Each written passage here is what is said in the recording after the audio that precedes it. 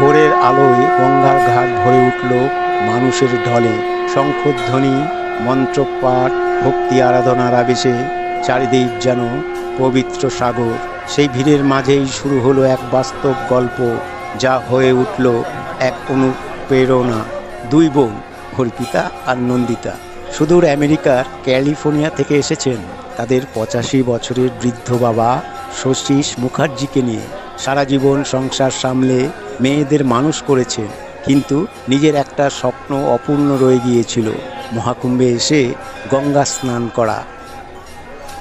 অসংখ্য বাধা, দীর্ঘ যাত্রা আর ভিড়ের কষ্ট পেরিয়ে অবশেষে তারা পৌঁছলেন গঙ্গার ঘাটে।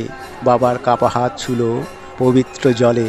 ঠান্ডা স্রোত শরীরে লাগতেই তার মুখে ফুটে উঠল এক অমলিন হাসি। চোখের কোণে জমল জল। বাবার কান্না যেন আনন্দ আর তৃপ্তির অশ্রু।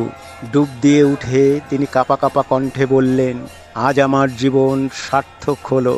দুই মেয়ের চোখ ভিজে উঠল, কারণ এই ছিল তাদের বাবার আজীবনের ইচ্ছে পূরণ।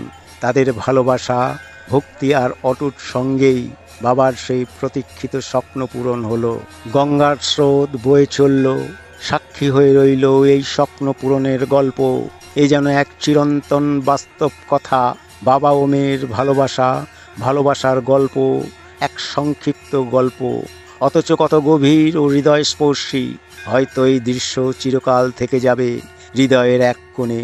মহাকুম্ভের মেলার ভিড়ে যেখানে এক বাবা তার মেয়েদের ভালোবাসা মিলেমিশে গেল এক ভক্তি, আরাধনা আর গঙ্গার পবিত্র স্রোতে।